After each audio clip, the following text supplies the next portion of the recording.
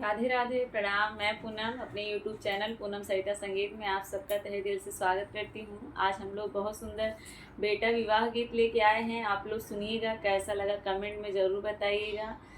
राम जी का विवाह हो रहा था उस समय का गीत है। आप लोग सुनिएगा, कैसा लगा अपनी राय कमेंट में ज़रूर दीजिएगा। खूब सारा प्यार और आशीर्वाद बनाए रखिएगा। वीडियो को ज़्यादा से ज़्यादा शेयर करिएगा। के दाहू पहिराई अरी से पियरी के हो दखिनवा के छीट जी के दाहू पहिराई अरी से पियरी के हो दखिनवा के छीट जी के दाहू पहिराई लाली चुनरिया के कर पर छन होई जी के दाहू पहिराई लाली चुनरिया के कर पर छन होई जी रानी सुमित्रा पहिरई अरी से पियरी कैकेयी दखिनवा के छीट जी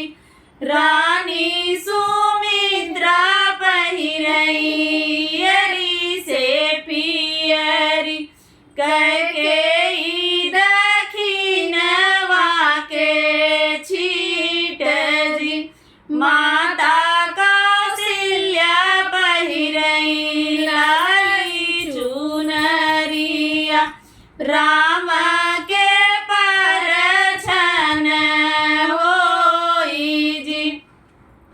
माता कौशल्या पहिरई लाली चुनरिया राम के पर छन होई जी अचरा घुमाई माता पर छन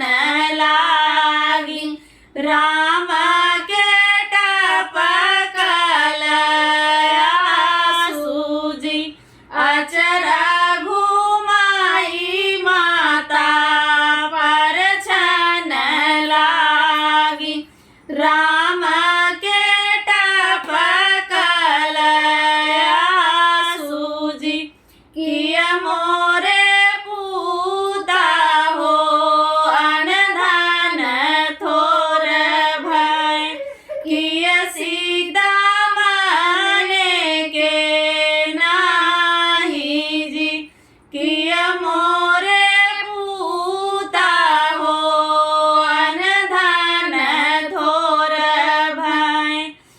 के सीता माने के नाही जी कवने गुनहिया से चुके मोरे बेटा मोतिया वरन ढूरे आंसू जी कवने गुनहिया से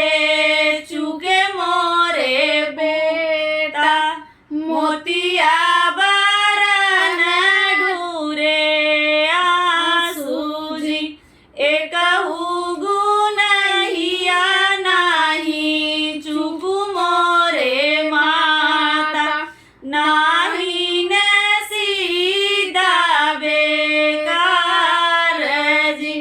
एकहु गुनहिया नाही चुकु मोरे माता नाही न सीता बेकार जी कर्म कमाइया वियोग मोरे माता मोतिया बरन ढूरे आंसू जी कर्म कमाइया वियोग मोरे माता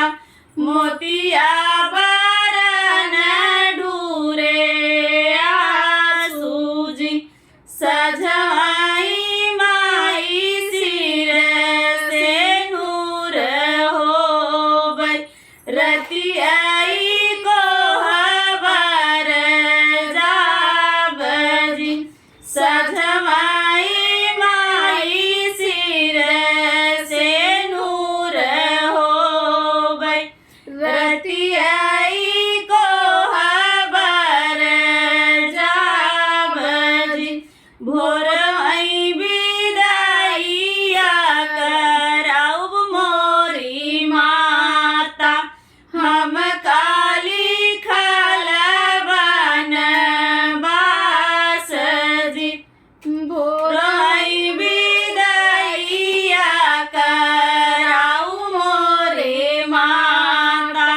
हम काली खलबन बासजी जन्म